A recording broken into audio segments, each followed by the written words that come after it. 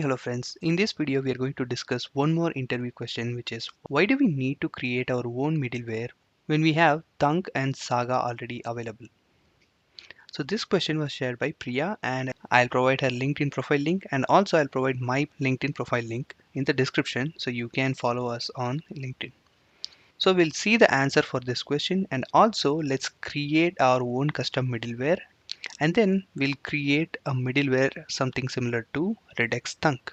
Okay, if this sounds interesting, subscribe to this channel and share with your friends. So let's answer this question. So why do we need to create our own middleware when Thunk and Saga are already available, right? So Thunk and Saga both are third-party libraries. So if we don't want to depend on third-party library, then we can create our own middleware. Now let's see how we can create our own middleware. So here we have a to-do React application, which is already having the logic for handling this to-do things, right? And we have create store here and we are passing the root reducer.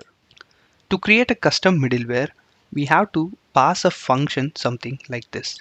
Okay, so we'll see that later. First, let's see what is middleware. So we usually dispatch some action, right, from a component, and then it reaches to a reducer. We want to do some action in between, then we can pass our middleware. So this middleware can be a third-party library or we can create our own middleware, something like this. Okay, so now it will be clear for you what is middleware.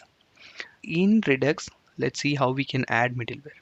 For that, Redux is providing a method which is apply middleware. Okay, so this should be second argument of this create store. Okay, inside this we can pass our middleware. Okay, now whenever dispatch happens, right, before it get into reducer, our middleware will trigger. Right now we have this middleware which is this function. Okay, so I don't have any logic here, right?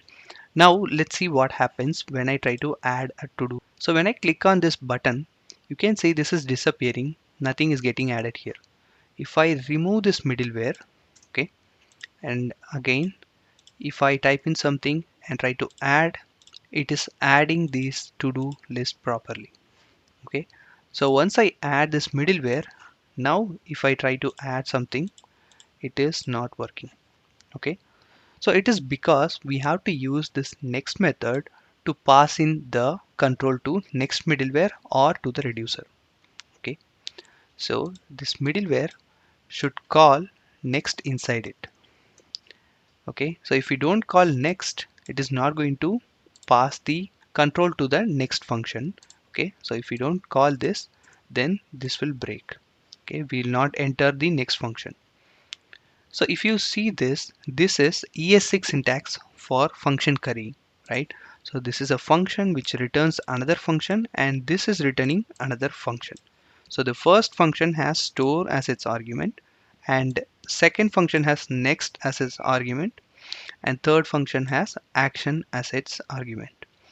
Now let's see what is there inside these arguments.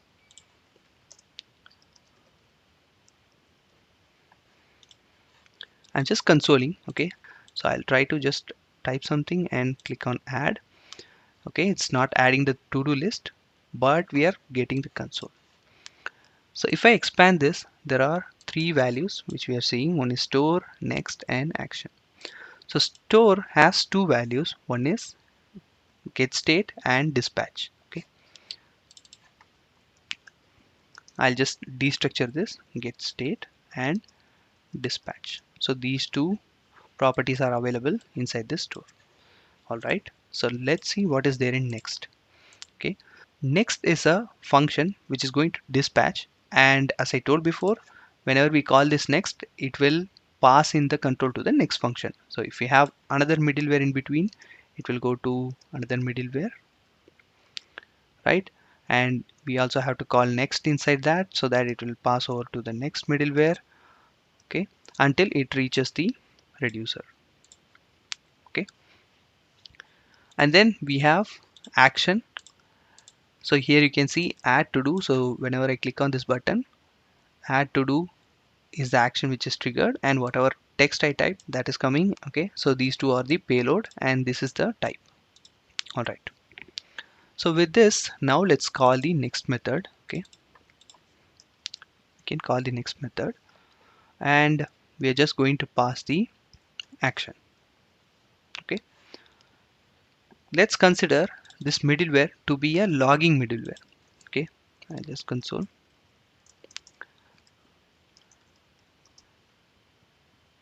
Now whenever we dispatch any action, it will go through this middleware.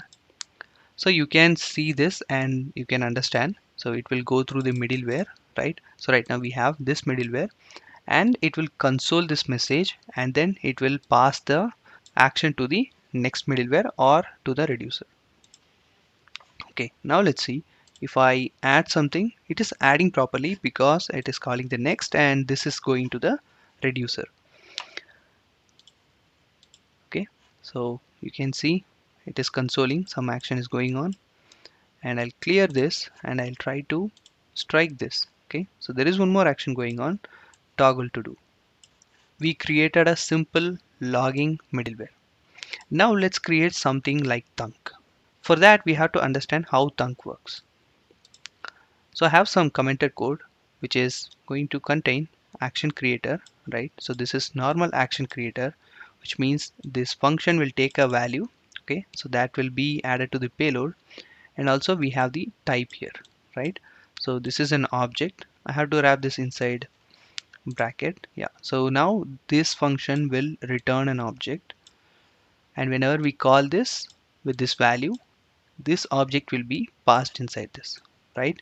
So dispatch will expect an action, right? So this is for normal action. So if we need to update our store asynchronously, then we have to use some middleware like Redux Thunk.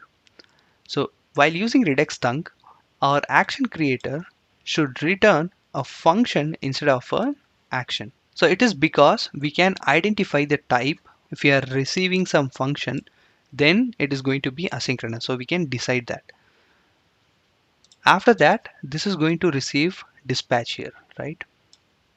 And we have to pass dispatch from the middleware. So we are going to do now. This is my thunk. Okay. So if you want to handle that, we have to check the type of, okay, type of the action. If it is a function,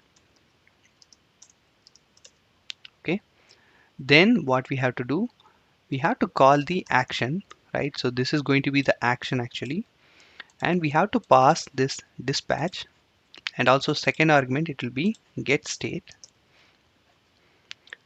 and then we can just return from here. So we no need to go to the next, right? So we don't need to pass it to the next middleware.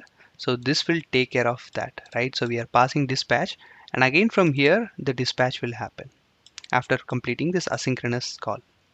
Okay, so this is how Redux Thunk code looks like. If you are struggling to understand currying, I have an amazing video created for you people, and it is going to come in this channel soon. So subscribe to this channel. If you enjoyed this video, give it a like and share this video with your friends. And also you can share it on LinkedIn and tag me there. Thank you.